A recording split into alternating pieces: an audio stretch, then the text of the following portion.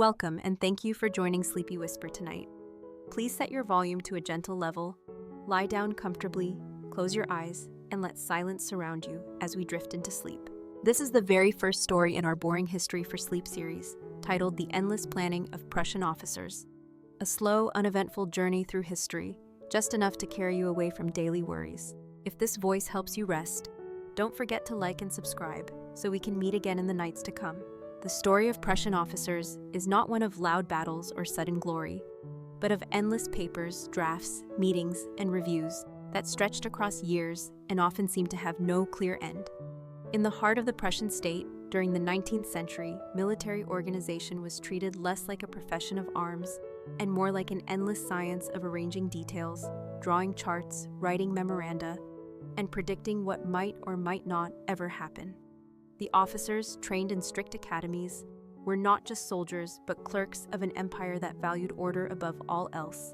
Imagine long wooden desks filled with maps of rivers and hills, where every contour line was traced again and again to make sure nothing was missed. Imagine rows of officers bending over papers late into the evening, their lamps burning low, their handwriting neat and repetitive as they copied one draft into another. Each word had to be precise, each sentence approved by a superior, and every plan stamped with the proper seal. The rhythm of this work was not fast or exciting. It moved like a clock that ticked at the same speed, whether dawn or dusk, whether peace or war. The officers reviewed transportation timetables to know exactly how long it would take for a train of supplies to move from one station to another. They measured distances on maps and wrote long notes about how many horses might be required to pull a single cannon across a muddy road in spring. They calculated how many loaves of bread would be consumed by a regiment over the course of 1 week, and then checked the figures again to be certain. When those calculations were done, they rewrote them in cleaner form, filed them in a folder, and then started the next set of estimates. It was not unusual for a single plan to pass through 10 or 12 hands, each officer leaving a comment in the margin, suggesting a tiny alteration in wording, or reminding the others of an overlooked bridge or a minor crossing on a river that might, one day, matter. The work was meticulous to the point of exhaustion. The planning rooms were quiet except for the scratching of pens and the occasional clearing of a throat. Conversation was limited, for too much talk would interrupt the flow of figures and annotations. Orders came down from above in crisp, formal German, and the officers responded with the same formality, their replies carefully measured, polite, and restrained. Days blended into weeks, and weeks into months, as the same routine repeated itself. Officers woke early, dressed in stiff uniforms, walked into buildings of stone and brick, and sat again at the same desks where the same maps waited for them. Sometimes the maps were slightly revised, sometimes the orders shifted a detail, but the pattern of work remained constant. Plan, review, edit, copy, file, and then repeat. The culture of the Prussian officer corps believed that preparation was everything, and that preparation could never be too much. The idea was simple. If one accounted for every possible detail in advance, no surprise could undo the army in the future.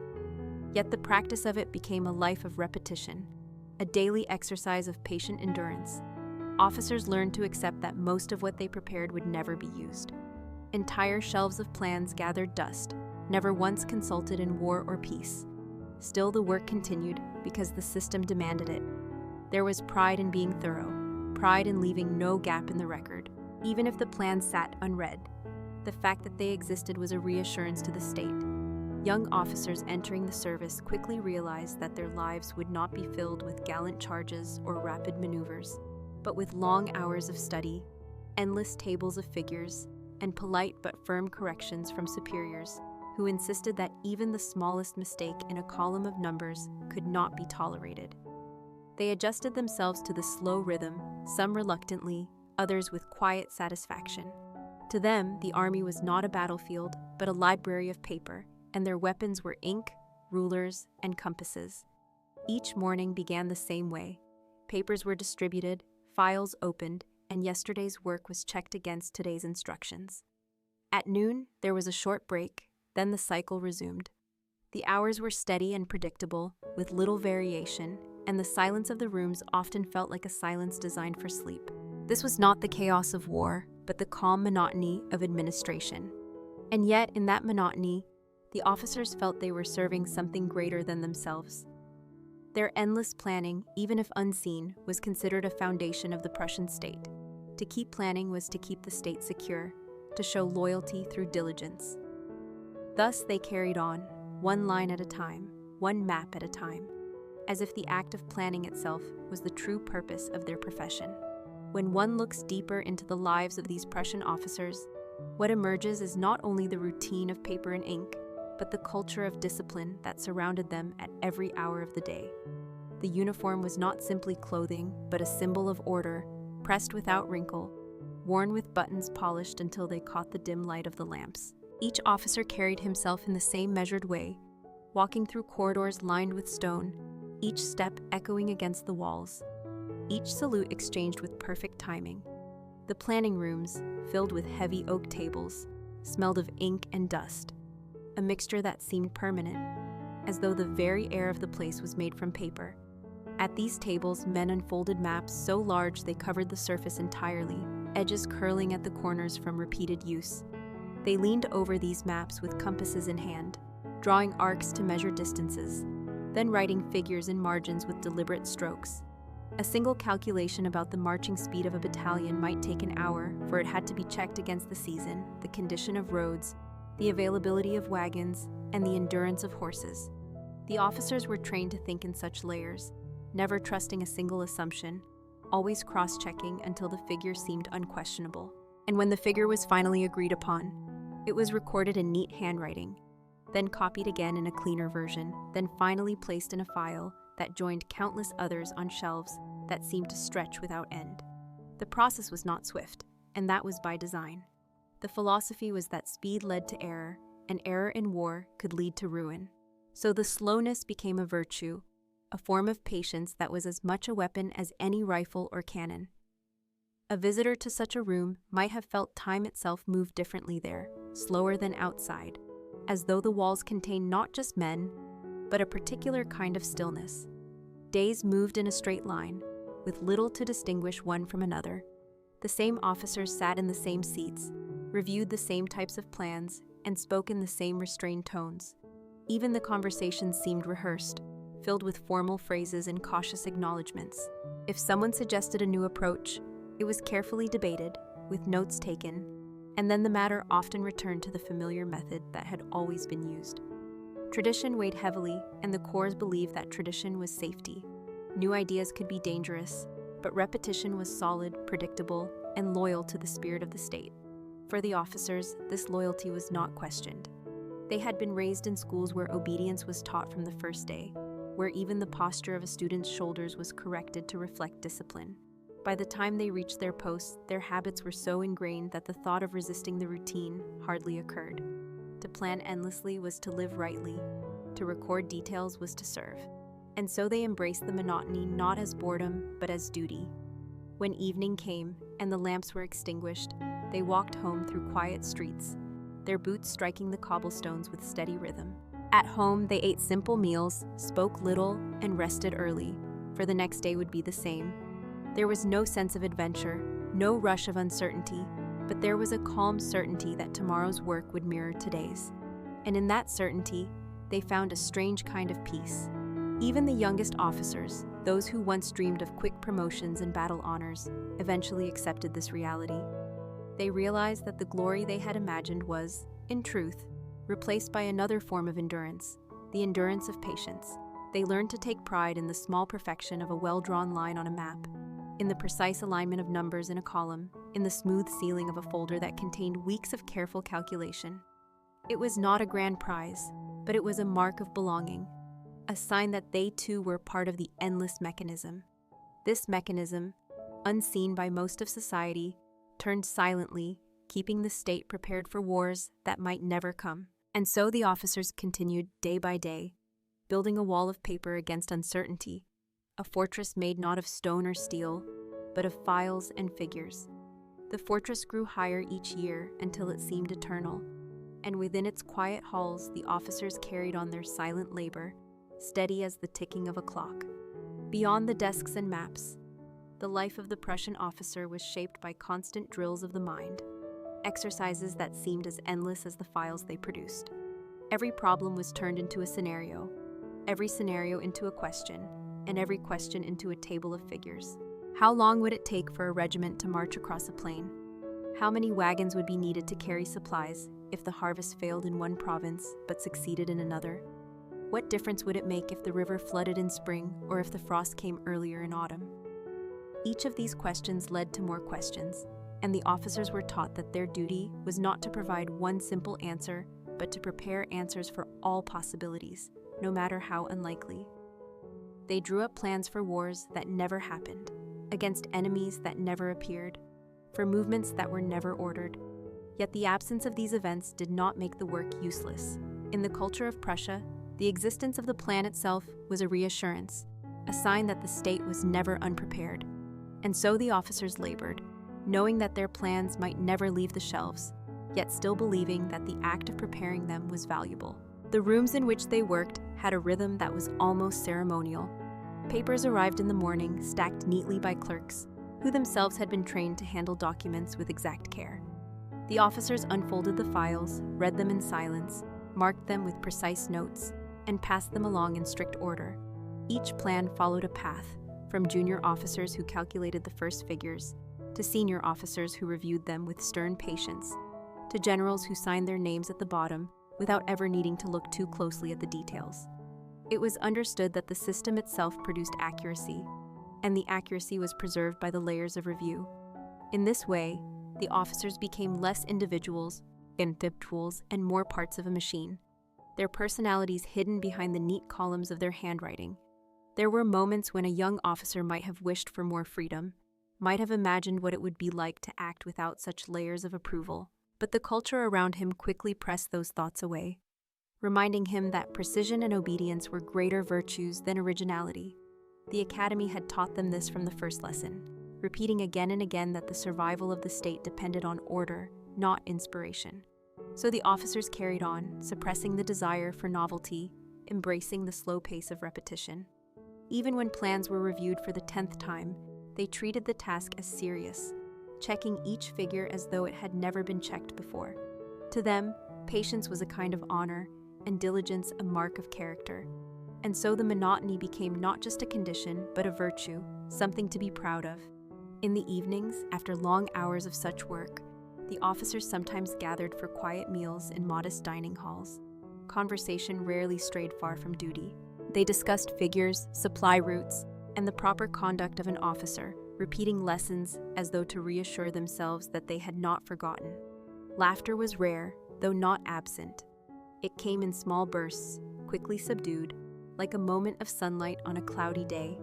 More often, the mood was one of calm restraint, a reflection of the lives they lived. Outside the dining halls, the city moved on with its own life, filled with merchants, artisans, and ordinary people. Yet within the world of the officer corps, time seemed slower, narrower, focused always on preparation. When they returned to their quarters, they found the same routine waiting for them the next day, and the day after that, as though the cycle of planning had no beginning and no end.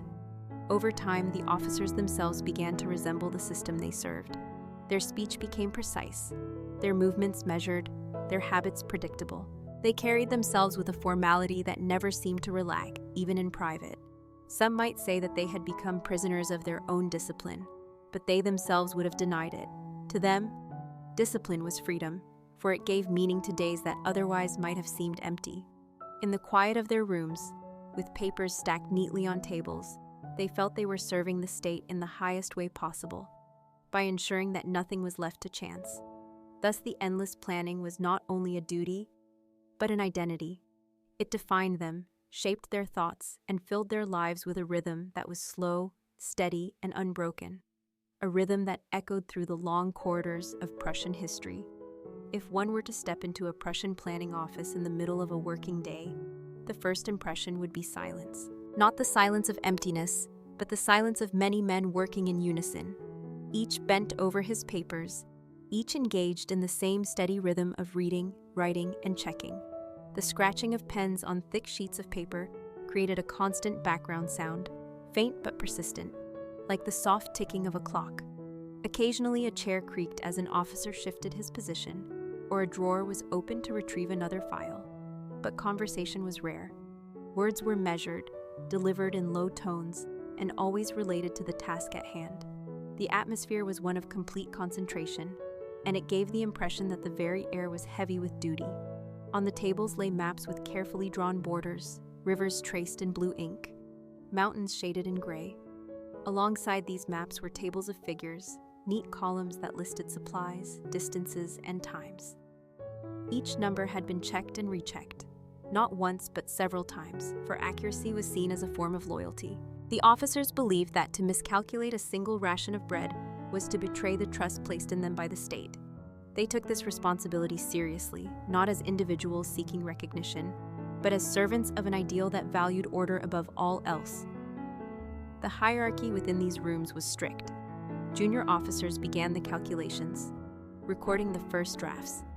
These drafts were then passed upward, where senior officers examined them with stern attention, circling errors in red ink or leaving precise comments in the margins. Only after multiple reviews would a plan reach the highest officers, who signed their approval in a simple, practiced motion, as though their signature was merely another step in the endless process. The young men who entered the Corps often imagined that their careers would be marked by decisive action or quick advancement, yet what they found was a life of waiting and repeating. Each day mirrored the one before, and promotions came slowly, based more on years of service than sudden achievement. This slow pace instilled in them a peculiar patience, a sense that true service was measured not by the speed of results, but by the steadiness of dedication. The endless planning became a kind of education in itself, teaching them that time was not to be rushed, that details mattered more than inspiration, and that repetition was not failure, but refinement. The officers who lasted long enough to rise in rank were those who accepted this philosophy most fully, those who found satisfaction not in the outcome of a plan, but in the neatness of its construction. Some might find such a life dull, even suffocating, but within the Corps it was considered honorable. To be precise was to be virtuous, and to be thorough was to be loyal. Even outside of their work, this mindset shaped their lives. In their homes, their bookshelves were organized with military neatness, their clothing arranged with care, their schedules followed with exact timing. Order was not only a professional duty, but a personal identity. As years passed, the officers came to embody the system they served. They became men who spoke in careful sentences, who measured their words before releasing them, who avoided sudden gestures or reckless decisions. Their manner of living was slow, steady, and deliberate, mirroring the endless planning that defined their careers. The society around them often admired their discipline, though it also regarded them with a certain distance, for their formality made them seem apart from ordinary life. Yet the officers themselves did not seek to be ordinary. They believed that their service, though quiet and unseen, was essential. By filling shelves with plans, by ensuring that every scenario had been considered, they felt they were building a shield of preparation that guarded the state from uncertainty. Even if those plans were never used, the mere fact of their existence gave comfort to rulers and generals. And so, day by day, year by year, the officers continued their work, never hurried, never restless, always returning to the same tasks, with the same careful attention. Their world was one of ink, paper, and patience, a world where time moved slowly and where the act of planning itself became the true substance of their lives. The endless planning did not stop at maps and supply lists, for the Prussian officers extended their calculations into every imaginable aspect of military life, no matter how small or seemingly unimportant. They created tables that measured how many nails would be required to repair a wagon after 100 miles of travel, and then drew up contingency tables in case the nails bent too easily in cold weather. They prepared instructions on how to store flour in damp climates, how to stack firewood so that it dried evenly, how to rotate horses so that each one carried equal weight over the course of a campaign. These matters might appear trivial to an outsider, yet within the Corps they were treated with the utmost seriousness, as though the success of the entire state depended upon them. For the officers, there was no such thing as an insignificant detail, for even the smallest error might grow into a disaster if left unchecked. To address this belief, they constructed elaborate systems of review, where each detail was not only recorded, but cross-referenced against previous records. A note about wagon wheels might be compared to an older note from 10 years earlier to see if improvements had been made, and then a comment added to ensure that the next generation of officers would not forget the lesson. In this way, the shelves grew heavier, the files thicker, and the sense of permanence stronger. Walking into the archives of the Prussian army was like walking into a vast maze of memory, where every corridor was lined with papers, and every folder contained the quiet labor of countless men who had bent over their desks for years. The officers knew that much of this labor would never be read, yet they accepted it with calm dignity, for the purpose of their work was not immediate use, but the assurance that nothing had been overlooked. This culture of detail extended into the very language they used. Orders were written in sentences that stretched long, filled with clauses and subclauses, each word carefully chosen to prevent misunderstanding. The tone was formal, restrained, and heavy, designed to convey authority without ambiguity. Junior officers quickly learned that a careless phrase could result in correction from a superior, and such correction was not simply a matter of grammar, but a mark against one's discipline. Over time, they trained themselves to think in such language, slow and methodical, as if the structure of words mirrored the structure of their lives. Even when they spoke outside of duty, their manner remained precise. In social gatherings, they repeated polite phrases, avoided exaggeration, and rarely allowed themselves to wander into casual storytelling. To be exact was to be safe, and to be safe was to be loyal. Thus, their personalities became extensions of the very documents they produced, ordered, restrained, and measured. This monotony did not go unnoticed by those who lived around them. Civilians sometimes whispered that the officers seemed more like machines than men, more like clerks than warriors. Yet the officers themselves did not mind such judgments. They believed that their service was not to entertain the public, but to preserve the state. And if that preservation required them to live as machines, then they accepted it with quiet pride. They wore their uniforms not as decoration, but as reminders that their lives were bound to a duty greater than themselves. Each day that passed without error was considered a success. Each completed plan, a silent victory. The absence of excitement was not a failure, but a triumph of stability. In this way, the endless planning became not just a task, but a philosophy, a way of seeing the world through the lens of preparation. Every possible event was imagined, calculated, and recorded, until the unknown itself seemed reduced to numbers and lines on a map. And though the officers never knew if their work would be used, they found peace in the act of doing it.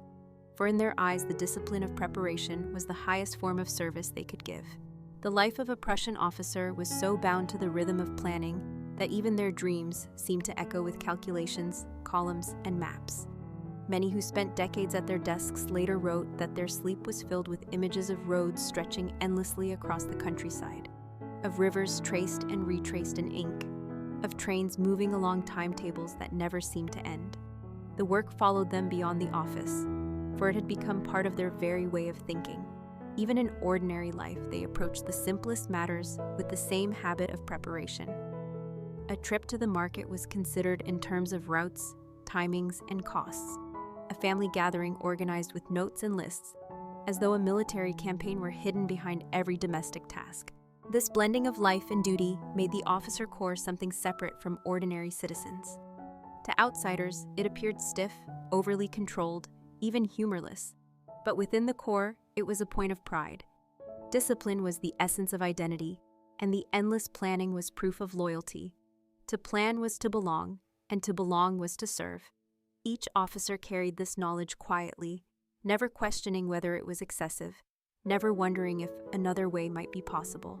The academy had taught them from the first day that chaos was the enemy, that uncertainty was weakness, and that the only shield against such weakness was preparation. Thus they filled their days with plans upon plans, knowing well that most would never be used. The shelves grew higher, the archives heavier, and yet the work continued. In winter, the rooms were cold, yet still the officers sat at their desks, writing figures with stiff fingers. In summer, the rooms were hot, yet still they bent over the maps, their uniforms damp with sweat. The seasons passed, the years passed, but the rhythm never changed. The same pens scratched across the same kinds of papers, the same instructions were copied into the same folders, and the same silence filled the halls. It was a silence that seemed endless, as if the very walls had absorbed it. Those who served long enough began to feel that they themselves were part of something larger than time, something that stretched before and beyond them. They came and went, but the planning remained, unbroken, steady, like a river that never ceased to flow. Younger officers joined, older officers retired, but the culture itself endured unchanged.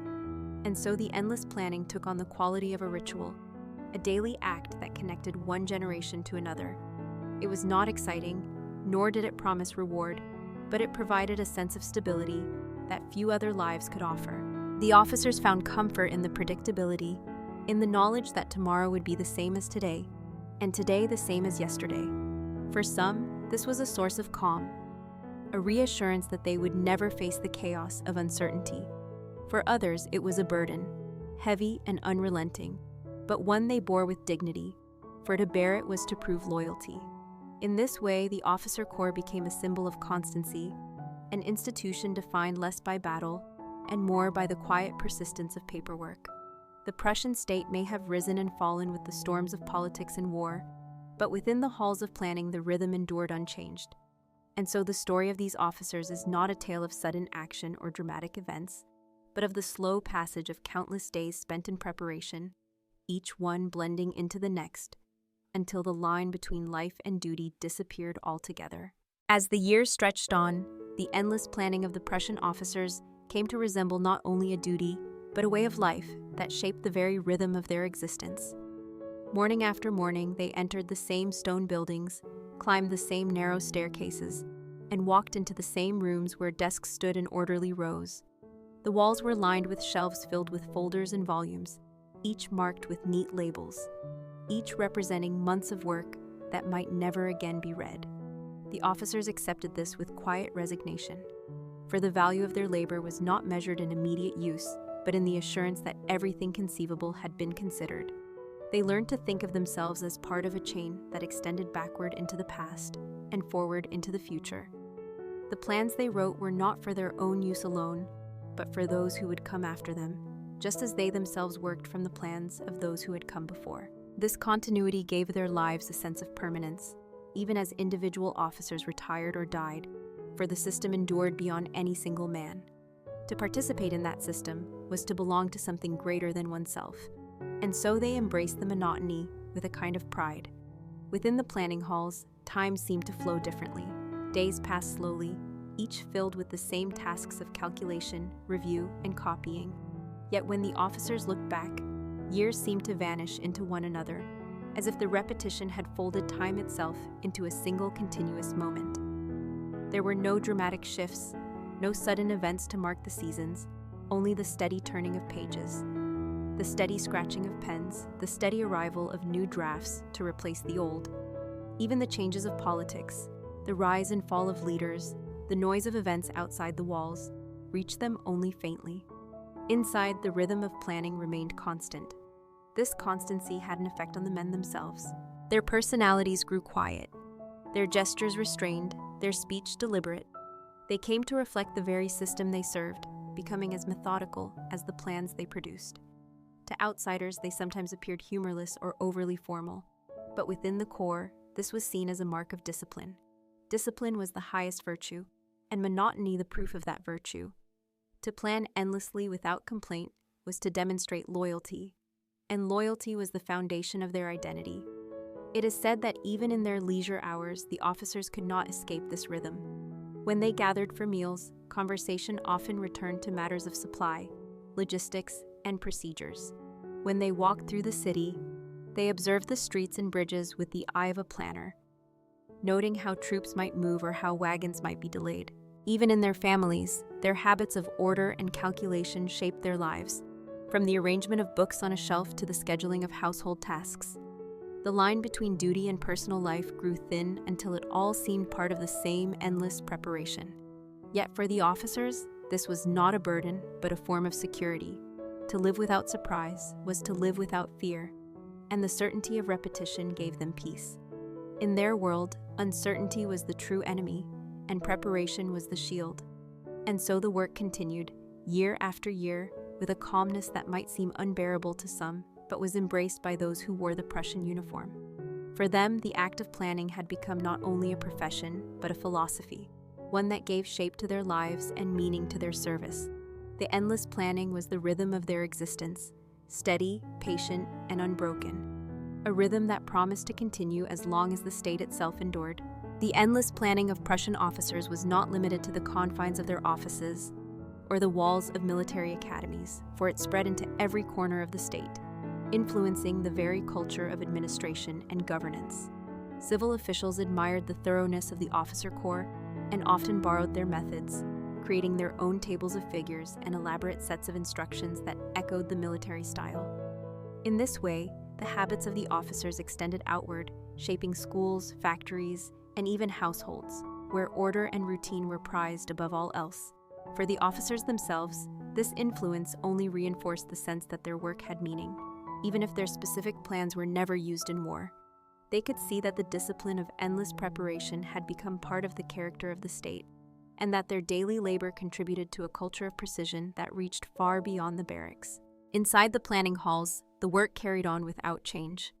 Officers spent hours reviewing supply estimates that calculated how many sacks of grain could be transported by a train of 30 wagons, and then recalculating in case the wagons were reduced to 20 or the road was blocked by flood. They considered every variation of weather, terrain, and distance, filling page after page with figures that seemed almost identical, yet were carefully distinguished.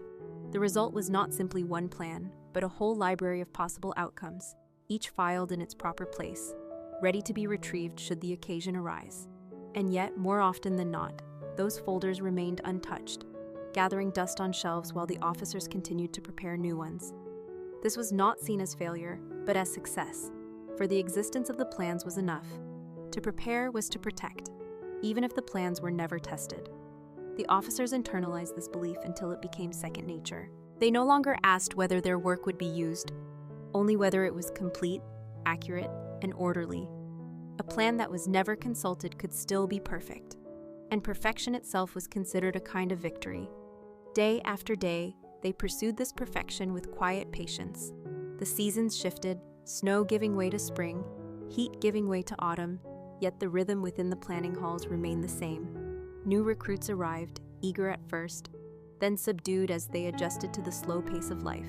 Older officers departed, their files neatly handed over to successors, their habits carried on without interruption. Generations passed through the system like water through a canal, steady and controlled, without turbulence. In this way, the Corps preserved itself, not by dramatic action, but by quiet continuity. To live as a Prussian officer was to live within this stream of planning, where each man contributed a small part to an unending whole. Some might say that such a life lacked purpose, but the officers themselves felt otherwise. They believed that to prevent chaos was purpose enough, that to prepare endlessly was a form of invisible strength. Their satisfaction did not come from recognition or fame, but from the knowledge that the state rested upon their discipline. And so they carried on, filling shelves with plans that might never be read, producing figures that might never be used, but doing so with the calm conviction that preparation was its own reward. Thus, the endless planning became not only the work of the Corps, but the very heart of its identity, a quiet rhythm that shaped men, institutions, and the state itself, moving steadily forward without haste, without pause, and without end. As the 19th century moved steadily forward, the planning rooms of the Prussian officers remained much the same, untouched by the noise and change of the outside world. Within those stone walls, the officers continued to prepare their endless files, treating each day as though it were part of a great unbroken chain of duty. Morning began with the distribution of documents, afternoon passed with the reviewing of figures, evening ended with the filing of completed drafts. The cycle was as predictable as the turning of the seasons, and in that predictability lay a kind of comfort. For the officers, monotony was not to be feared, but embraced, for monotony meant stability, and stability was the shield of the state. They measured bridges to calculate how many men could cross in a single hour. They calculated the pace of infantry under different conditions of mud or frost. They prepared instructions for the placement of field kitchens, the distribution of candles, the carrying of blankets, and the timing of bugle calls. Each detail, no matter how small, was written down, reviewed, and stored. A single page might contain numbers that seemed trivial to an outsider, but within the core, each number represented foresight, and foresight was seen as a form of victory.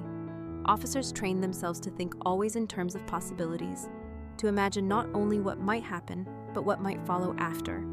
If an army marched through a valley, how would the wagons follow? If the wagons were delayed, how would the rations be distributed? If the rations ran short, how would morale be preserved? Each question led to another, and each answer became another file, another draft, another plan that would join the thousands already lining the shelves. In this way, the work seemed endless, but it was precisely this endlessness that gave it meaning. A plan was never finished, for it could always be revised, and revision was proof of diligence. The officers did not seek completion but continuation, for continuation meant the system endured. When new technologies appeared, such as the expansion of the railway, the officers folded them into their routines with the same methodical care. They drew up new tables to measure the capacity of locomotives, the scheduling of trains, the loading and unloading of coal. They considered how many men might be transported in a single day and how long it would take to repair tracks after heavy use. Yet even with these modern tools, the style of work remained unchanged.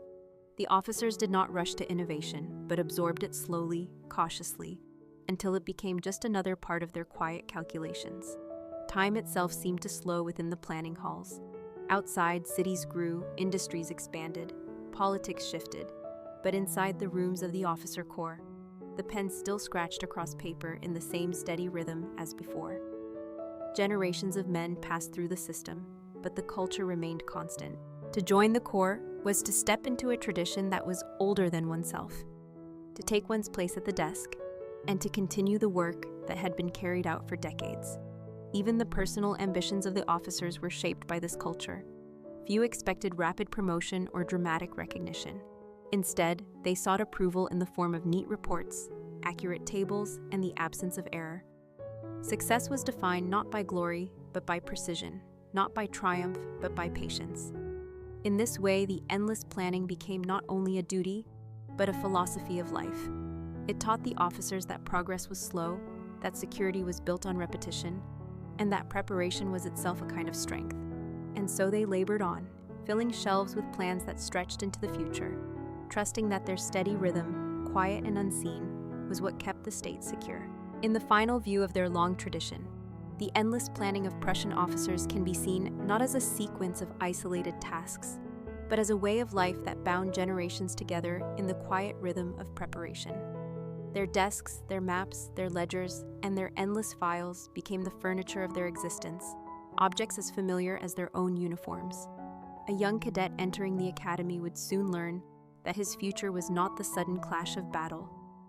He might have imagined in youth, but the steady flow of paper, the endless copying of numbers, the silent reviews of calculations. He would grow into this life, and when older, he would pass the same habits on to the next, until it seemed as though the planning itself was eternal. Even as wars came and went, even as Europe shifted in politics and power, the planning halls remained constant. Within those halls, the officers performed the same tasks day after day, year after year, as though time itself had been slowed to match the scratch of pens on paper. It was this constancy that gave them purpose. They believed that a state could endure storms of change only if beneath the surface there was a structure of order that never faltered. They saw themselves as that structure, not visible in parades or battles, but hidden in files and shelves, in the discipline of endless preparation. To outsiders, this life might appear dull, but to those who lived it, there was dignity in monotony. To them, discipline was beauty, and repetition was proof of loyalty. Each figure written, each table checked, each folder sealed was a silent affirmation of service. Even when the plans remained unopened, they still carried meaning, for they showed that nothing had been neglected. The shelves filled with paper were like walls of a fortress, invisible yet strong, built not of stone but of diligence. And so the officers measured their success not by victories on the battlefield, but by the perfection of their preparations. Their legacy, then, was not only in the outcomes of wars, but in the culture of order they left behind. The patience, the precision, the belief in preparation for its own sake, all these became part of the memory of the Prussian state, Long after the officers themselves were gone, their endless files remained, silent witnesses to lives spent in the service of detail. To walk among those shelves was to walk among ghosts, not of men fallen in battle, but of men who had bent quietly over papers, who had lived and died in the rhythm of planning. And though their names were not remembered with fame, their influence endured in the discipline they embodied. In the quiet of those rooms, one could still almost hear the faint scratching of pens, the turning of pages, the steady heartbeat of a system that had believed in preparation above all else. Thus, the story of the endless planning of Prussian officers comes to its close, not with drama or noise, but with the same calm persistence that defined their lives. It is a story of repetition, of patience, of loyalty expressed through detail, and of a state that believes security could be built line by line, figure by figure, plan by plan. Their lives, like their work, were steady, deliberate, and unbroken, an endless stream of planning that flowed quietly into history, leaving behind the faint but unmistakable mark of discipline. And so, our story comes to an end. Before we move on to the next one, I kindly ask you for a like and a subscription. It helps keep these quiet stories flowing night after night. Now, let us continue with another tale in our Boring History for Sleep series, as we drift gently into the water clocks of ancient Greece. In the long history of human attempts to measure time, one of the earliest and most enduring instruments was the water clock, known in ancient Greece as the clepsydra. The word itself meant water thief, a quiet description for a device that allowed water to escape at a steady rate, marking the passage of hours in the slow and patient language of drops and streams.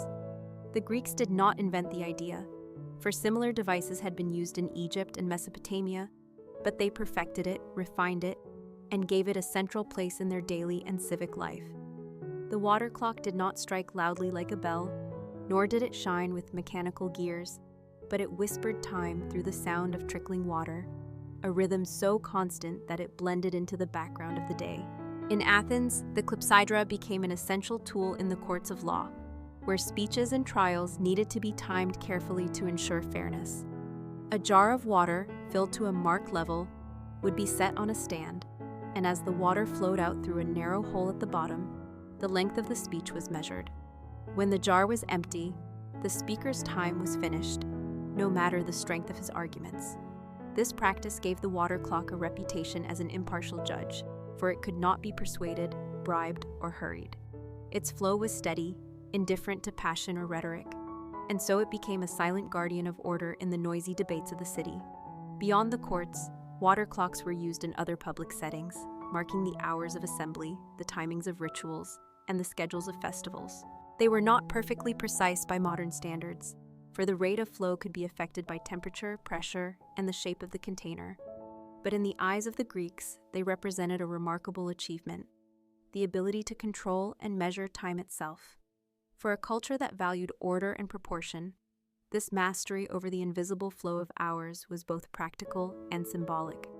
The design of a clepsydra was simple yet elegant. A vessel, often made of clay or bronze, was filled with water.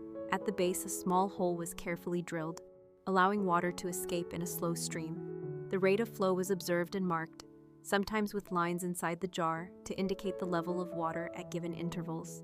More elaborate versions had receiving vessels marked with scales, so that as the water filled them, time could be read like numbers on a dial. In some cases, the flow was reversed, with water poured steadily into a container that overflowed at a set point, signaling the completion of a period. However it was arranged, the principle was always the same: a controlled flow of water measured against a standard, becoming a tool to track the movement of time. The use of water clocks also shaped the psychology of those who depended on them. In a world without mechanical clocks, people were attuned to natural rhythms, the rising of the sun, the movement of shadows, the length of days. But the clepsydra gave them something different, an artificial, human-made rhythm that could be carried indoors, into the courts, into the workshops, into the homes. It gave structure to tasks that required division and fairness. A speaker could not exceed his allotted minutes, a worker could be measured in shifts, a ritual could be performed in a set order. In this way, the water clock did not only measure time, but also imposed discipline upon it, turning the endless flow of life into segments, into portions that could be managed. The sound of the water trickling was soft, almost soothing, yet it carried weight. To those standing before the jury in Athens, each drop falling was a reminder that time was slipping away. To those performing a ritual, it was the assurance that the appointed duration was being observed. To those studying philosophy or mathematics, it was a tool to structure lessons. And to those who simply lived their lives, it was a quiet companion, present but unobtrusive, marking the passing of hours in a way that was both gentle and relentless. Thus, the clepsydra became not only an instrument of measurement, but also a symbol of Greek culture itself, simple, functional, elegant, and deeply tied to the idea of order. The water clock, though simple in appearance, was an object of fascination in ancient Greece because it represented the human desire to capture and control the invisible. Time, elusive and silent, could not be held in the hand, but through the clepsydra it could be translated into something visible and measurable, something that trickled slowly from one vessel to another. The Greeks, with their love for proportion, symmetry, and rational order, found this quality deeply appealing. It was as though the flow of water, guided by human design, mirrored the flow of life itself, steady yet unstoppable, calm yet inevitable. The courts of Athens perhaps displayed the most consistent use of the clepsydra, for in that space the passing of time was tied directly to justice. A trial could be lengthy and arguments passionate, yet the water clock cut through the noise with impartial precision. Each litigant was allotted a fixed amount of water, and therefore a fixed amount of time, to present his case. The sound of water slipping away became a constant reminder that persuasion had limits, that every voice was bound by the same measure. Even interruptions were accounted for. If a witness needed to understand the role of the water clock in ancient Greek society, it is important to picture the daily life of Athens and the way time structured civic order. The city was alive with voices, markets, assemblies, and debates, yet beneath all this activity, there was a quiet need for regulation, for fairness, and for discipline. The clepsydra became the instrument that satisfied this need, not through spectacle, but through the soft whisper of water flowing drop by drop. In the courts, where citizens gathered to judge disputes, the water clock stood as a silent arbiter. A large jar, filled with water to a set level, was placed before the officials. As the orator spoke, the stopper was removed, and water began to flow through a narrow hole at the base. Everyone present could see the level slowly falling, a visible reminder that the voice of the speaker would not last forever. When the jar emptied, the speech ended, no matter how eloquent or unfinished. If the trial was interrupted, the flow could be stopped, then resumed again once order was restored, ensuring that no man gained an advantage by accident or disorder. In this way, the clepsydra was not simply a device, but a principle of fairness made tangible. Beyond the courts, water clocks appeared in other public spaces. Temples used them to regulate the length of rituals, ensuring that sacred acts were performed within prescribed durations. Philosophers and teachers employed them to time lectures, dividing lessons into manageable portions. Even households occasionally used small clepsydras to track cooking or other tasks, though such uses were modest compared to the grandeur of public life. In every setting, the presence of the water clock brought a sense of proportion, turning vague stretches of time into measurable units. The design of these devices varied. Some were simple jars with holes drilled at the bottom, while others were more elaborate, featuring calibrated scales or paired vessels to collect the outflow. Skilled craftsmen created them with care, polishing the surfaces, shaping the openings to ensure a steady stream, and marking intervals with careful precision. The Greeks treated the clepsydra as both a practical instrument and a symbol of order, combining craftsmanship with philosophy. The sound of trickling water carried more than one meaning. To some, it was soothing, a gentle reminder of the natural rhythms of life. To others, especially those standing before juries in court, it was a sound of urgency, for each drop marked the approach of silence. The double nature of the clepsydra, calm and relentless at once, mirrored the double nature of time itself. It could be gentle and unnoticed in moments of ease, yet stern and unforgiving in moments of pressure. Over time, the Greeks refined the use of clepsydras, experimenting with shapes and materials to achieve more consistent flow. They learned that temperature, pressure, and the size of the opening all affected accuracy. Though their devices could not match modern clocks, They represented an extraordinary step forward, a conscious attempt to master what had once seemed beyond human control. By turning water into a tool of measurement, the Greeks brought time itself into the realm of order, proportion, and reason. In this way, the water clock became not only a device, but also a reflection of the Greek pursuit of balance and harmony in all things. As the clepsydra became more common in Greek society, it began to acquire layers of meaning that went beyond its practical function. To many Athenians, it was not only a tool for timing speeches or rituals, but also a symbol of the way human life itself flowed, steady yet irreversible, patient yet unstoppable. Philosophers often referred to the clepsydra when discussing the nature of existence, for just as water dripped steadily until the vessel was empty, so too did human days pass until life itself was spent. This metaphor was not meant to frighten, but to remind citizens of the importance of balance, of using their allotted time wisely, for no one could stop the flow once it had begun.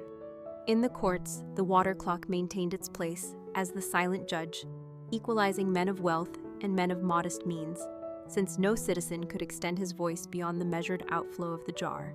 The sound of water slipping through the narrow opening became familiar to all who participated in public life. Some described it as soothing, others as oppressive, but none could ignore it.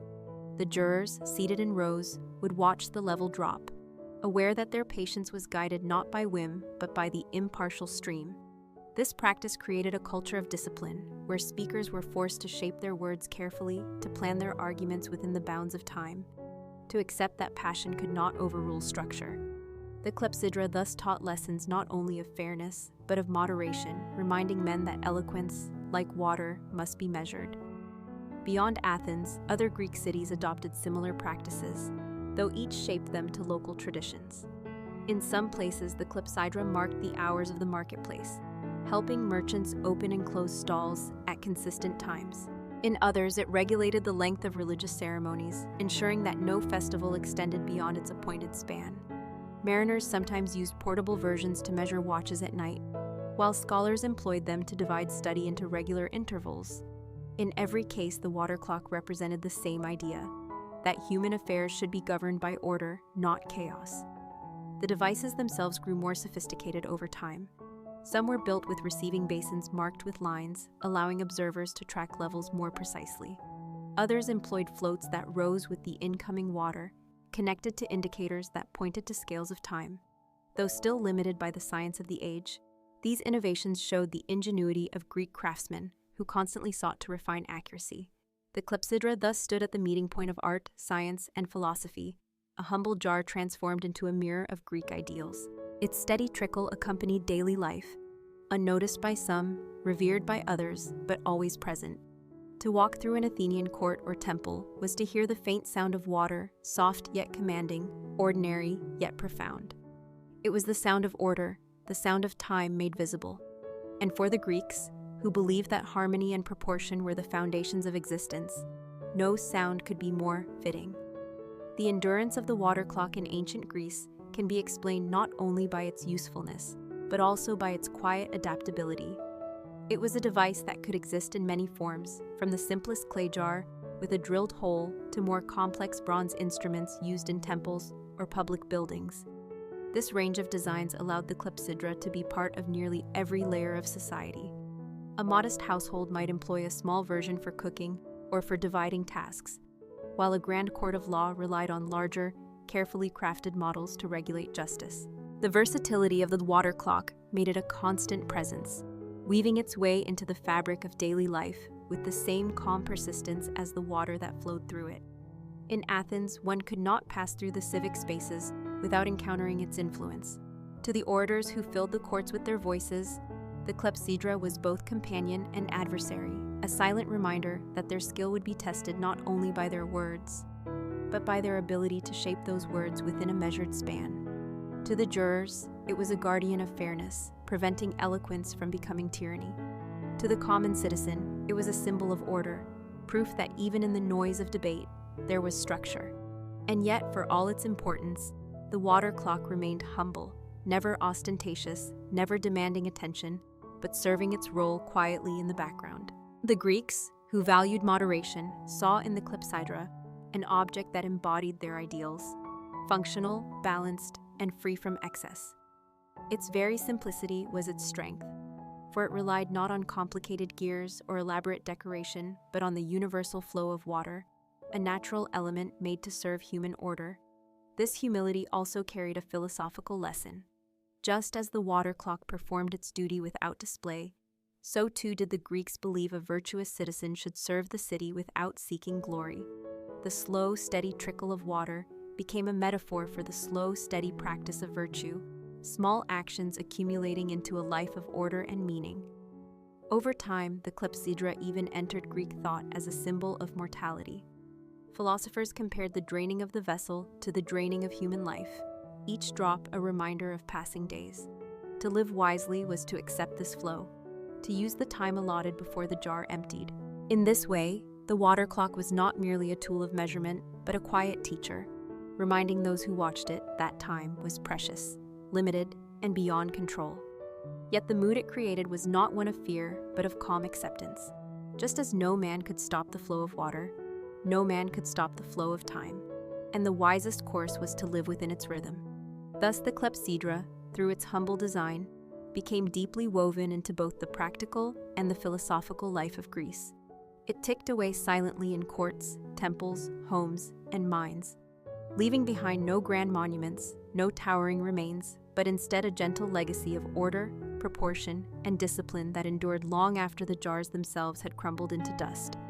As centuries passed, the water clock in Greece continued to evolve, finding new forms and functions that reflected the ingenuity of craftsmen and the philosophical curiosity of scholars. The basic principle never changed: water flowing at a steady rate to mark the passage of time. But the ways in which that principle was applied grew more sophisticated. In certain temples, elaborate clepsydras were constructed with multiple chambers, designed not only to measure, but to impress, their flowing water accompanied by carefully carved channels and scales that could be read with surprising precision. These instruments demonstrated that even the simplest of natural processes could be refined into tools of order and beauty. At the same time, Greek thinkers used the clepsydra as a subject for study, testing the relationship between flow, pressure, and volume, noting how the rate changed when the water level was higher or lower, or when the opening was wider or narrower. These observations fed into larger inquiries about nature, proportion, and the laws that governed the physical world. To philosophers such as Aristotle, the clepsydra was more than a tool. It was evidence of the connection between natural forces and human reasoning, a visible link between the steady movement of water and the steady movement of thought. In daily life, however, the clepsydra remained grounded in ordinary tasks. Courts still used them to limit speeches, households to divide chores, and officials to regulate public duties. They were neither rare nor mysterious, but as common as jars and lamps, quietly reminding citizens of the structure of time. The sound of dripping water became part of the city's atmosphere, heard faintly in corridors, courtyards, and workshops, a soft undercurrent to the louder noises of debate, trade, and ritual. In this sense, the clepsydra shaped not only the measurement of time, but also the perception of it. People learned to think of their hours in smaller, more defined segments, to recognize that life was not a single undivided span, but a series of portions, each one marked and measured.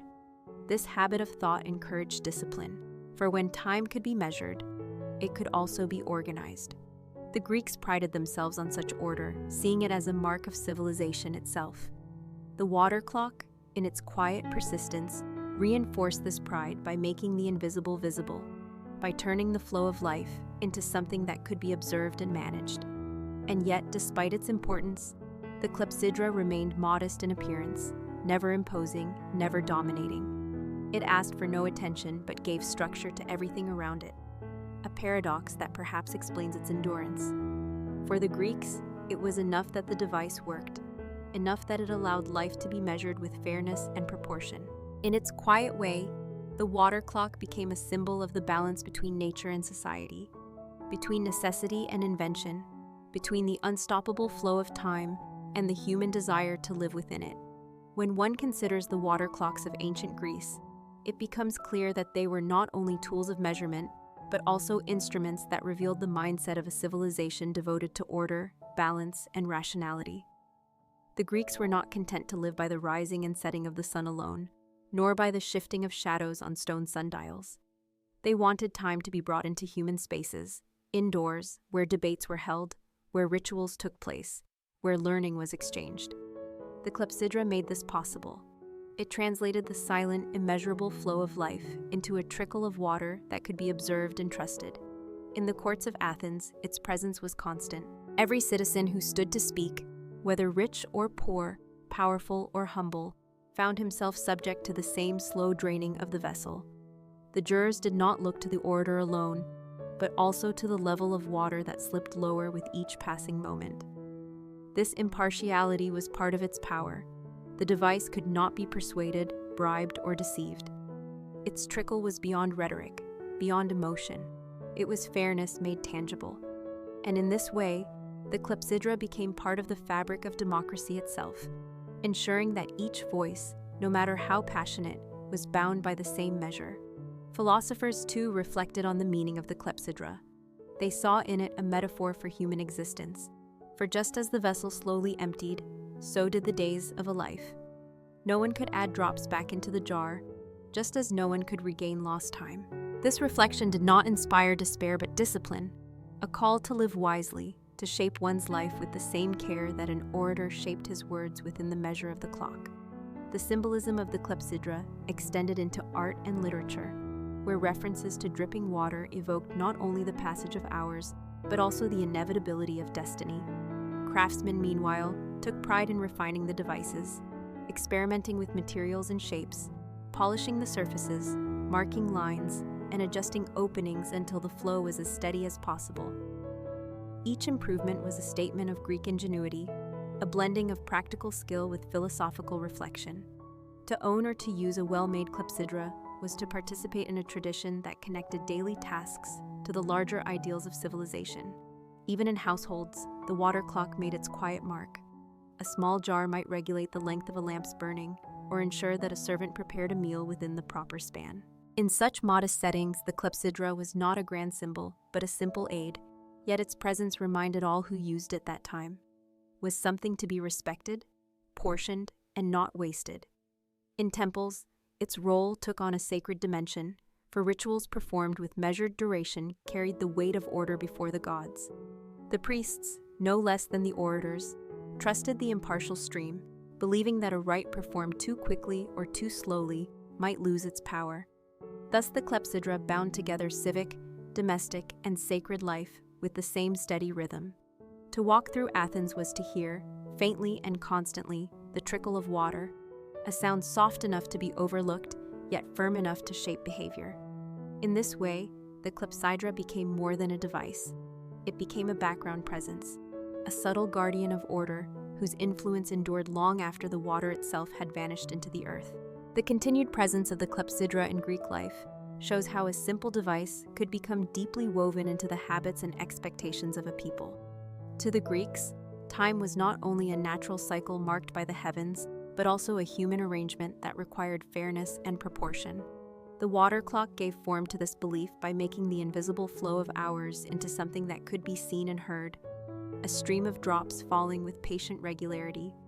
In the great courts of Athens, the clepsydra sat beside the officials as if it were another judge, impartial and unwavering. Citizens grew accustomed to its presence, and even those who never stood to speak knew that their society was structured by its rhythm. The authority of the clepsydra was not loud, yet it was firm, for no man could argue with the falling water. The device reminded everyone that even the most eloquent voice was subject to limits, that justice required boundaries, and that passion must be contained within measure. In this way, the clepsydra reinforced the cultural ideal of moderation, a principle that touched every aspect of Greek life. Outside the courts, the water clock found places in temples and sanctuaries, where priests used them to regulate sacrifices and ceremonies. The gods were honored not only through offerings, but also through order, and the steady flow of water ensured that no ritual was rushed or prolonged beyond its appointed span. The people believed that time itself, when measured properly, carried sacred weight. To stand before an altar while the clepsydra whispered its rhythm was to participate in a harmony that joined human devotion with divine expectation. The clepsydra thus became both a civic and a sacred tool, bridging the world of law and the world of worship. In households, the devices were more modest, often small jars used for tasks such as cooking or lamp lighting. But even in such settings, they carried meaning. Families learned to portion their chores, to divide their days into segments, and to treat the passage of time as something measurable and valuable. The sound of water dripping into a basin might have accompanied the preparation of bread, the study of a child, or the telling of a story by lamplight. It was a quiet companion, reminding even in private life that time flowed steadily, asking to be respected. Craftsmen continued to improve the clepsydra, experimenting with bronze vessels, marked scales, and carefully calibrated openings. Their goal was to achieve consistency, to make the flow as steady as possible, regardless of changes in pressure or temperature. Each improvement represented both skill and philosophy, for the Greeks believed that to refine a tool was to refine the order of life itself. Thus, the clepsydra was not only a practical device, but also a reflection of a cultural pursuit, the pursuit of harmony between nature and human reason. Over time, the water clock became a symbol not of spectacle, but of quiet endurance. It left behind no towering ruins, no grand inscriptions, but its influence shaped the rhythm of life in ways both small and profound. To live in ancient Greece was to live by its trickle, whether in the crowded courts, the sacred temples, or the modest rooms of a home. The clepsydra was always present, steady, unremarkable, yet essential, like time itself, moving forward with patient inevitability. The endurance of the water clock in Greek culture was not only a matter of practicality, but also a testament to the way the Greeks saw themselves and their society. They valued moderation, fairness, and proportion, and the clepsydra embodied these ideals in physical form. Every drop that slipped through its narrow opening reminded them that time was equal for all, that no man could seize more of it than another, and that justice depended on restraint. In Athens, the connection between democracy and the clepsydra was deeply felt, for the courts could not function without a reliable way to regulate speeches. Without the water clock, the voices of the wealthy or powerful might drown out the modest citizen, but with it, each man had the same measure, no more and no less. This impartiality became part of the civic identity of the city, a quiet guarantee that the ideals of fairness and equality were upheld not only in theory, but in practice. The water clock was thus more than a tool. It was a symbol of democratic order, a silent partner in the great experiment of governance by the people. Outside the courts, its presence was subtler but no less meaningful. In temples, it gave rhythm to ceremonies that connected mortals to the divine. In schools and academies, it gave structure to lessons, ensuring that knowledge was divided into portions that could be absorbed and remembered. In households, it gave shape to routines, reminding families that time, though invisible, was always present. The sound of water trickling became part of the background of life, so common that it was often unnoticed, yet powerful in its effect. Philosophers reflected on this sound, hearing in it the inevitability of change. Just as water slipped away drop by drop, so too did life slip away moment by moment, and wisdom lay in accepting this truth with calm dignity. The clepsydra taught that time could not be stopped or reclaimed, only measured and respected. This lesson, simple yet profound, echoed through Greek thought, appearing in reflections on ethics, politics, and the nature of the cosmos. The craftsmen who built the clepsydras played their part as well, refining shapes, adjusting openings, and polishing surfaces so that the flow was steady and predictable. Their work represented the union of practical skill and philosophical purpose, for to make time measurable was to impose order upon the unpredictable. Each vessel, whether humble or elaborate, carried the same principle, a principle that tied together the smallest household chore and the grandest trial of the courts. Over the centuries, the clepsydra became so ordinary that its importance might have seemed invisible, yet it shaped the very rhythm of Greek life. It guided words, actions, prayers, and studies, always present, always patient, never demanding attention but always commanding respect. To live in Greece during its classical age was to live under its gentle influence, to feel time not only in the movement of the sun or the changing of seasons, but also in the measured trickle of water that marked the moments of the day. And though the jars themselves have long since broken, and the water has long since vanished into the earth, the memory of the clepsydra endures as a reminder of how a simple device can give structure to an entire civilization. In reflecting on the long story of the water clocks of ancient Greece, one comes to see them not as mere vessels of clay or bronze, but as symbols of a civilization that sought harmony between nature and human life. The clepsydra was simple in its principle, yet profound in its meaning.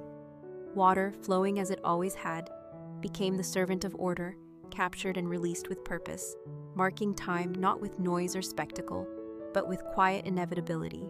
In this way, the Greeks did not fight against time, but accepted it, shaping their daily routines, their civic duties, and their sacred rituals around its steady rhythm. In the courts of Athens, the water clock stood as a reminder that justice could not be swayed by passion or power. Its impartial trickle gave every citizen the same measure, forcing eloquence into discipline and ensuring that even the humblest voice had its chance to be heard. In temples, it brought sacred order, ensuring that offerings were made with precision, and that ceremonies unfolded in harmony with tradition. In households, it brought quiet structure, dividing tasks, and reminding families that life itself was measured in moments that could not be regained. The clepsydra was present everywhere, not through grandeur, but through persistence. Its influence was so constant that it became invisible, woven into the very texture of Greek life. Philosophers saw in it the mirror of human existence, for just as water slipped drop by drop until the vessel was empty, so too did human life pass until the end was reached. Yet this was not a message of despair, but of acceptance. The water clock taught that time, though unstoppable, could be lived within wisely, fairly, and with balance. Craftsmen refined it, scholars studied it, citizens relied on it, and together they created a culture in which time itself was treated with respect. The clepsydra did not survive as monuments survive, for jars can break and bronze can corrode, but it survived in memory, in texts, in the echoes of philosophy, and in the way later generations thought about measuring time. When later civilizations built more advanced devices, when gears and weights replaced drops of water, the memory of the clepsydra remained, a foundation on which new methods were built. It showed that even the simplest act of observing a stream of water could become a lesson in justice, in discipline, and in life. Today, when one reads of these water clocks, one might imagine the soft sound of drops falling into a basin in an Athenian court or temple, each drop marking a moment of history, each drop a reminder of a society that sought to live in balance with the unseen flow of time. The clepsydra was never loud, never celebrated with monuments, yet its legacy endures in the idea that time can be measured, respected, and lived with moderation. And so, the story of the water clocks of ancient Greece does not end with broken vessels, but with the enduring truth that simplicity can hold wisdom, that quietness can carry strength, and that even the most ordinary of sounds, the trickle of water, can guide the rhythm of a civilization. And before we end tonight's story, let me share a gentle reminder. Try not to go to bed on a heavy stomach, and let your phone rest on the table instead of in your hands. Give yourself permission to breathe a little slower, to release the weight of the day, and to drift towards sleep without noise or distraction. Thank you for spending this quiet time with me. Sleep well, and I will see you again tomorrow night here at Sleep Whisper.